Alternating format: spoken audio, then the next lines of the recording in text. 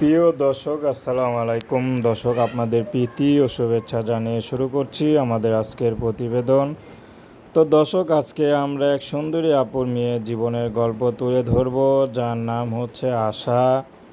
আশা এখনও পায় নাই কারো ভালোবাসা, কারণ আশারা একটু নিম্ন মধ্যবিত্ত পরিবারের মেয়ে। তার মধ্যে আশার বাবা দুইটা বিয়ে করেছে, এই জন্য আশাকে কেউ বিয়ে করতে চায় না। যখনই আশাকে দেখে পছন্দ করে কেউ বিয়ে করতে আসে, যখন খোঁজখবর নিয়ে দেখে আশার বাবা দুটো বিয়ে করেছে, তখন আশাকে কেউ বিয়ে করতে চায় না, মুখ ফিরিয়ে নেয়।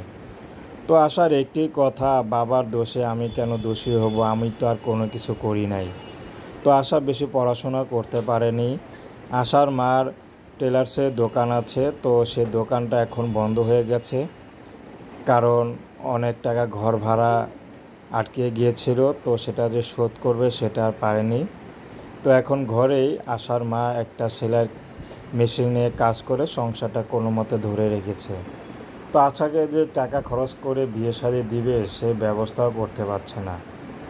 তো আশা এখন চাচ্ছে ভালো একটা মানুষ, কে যদি তাকে দেখে পছন্দ করে বিয়ে করে, সে যেমনই হোক, বিবাহিত হোক, সমস্যা নেই, যদি একসাথে দুই স্ত্রী চালাতে পারে আপত্তি নাই।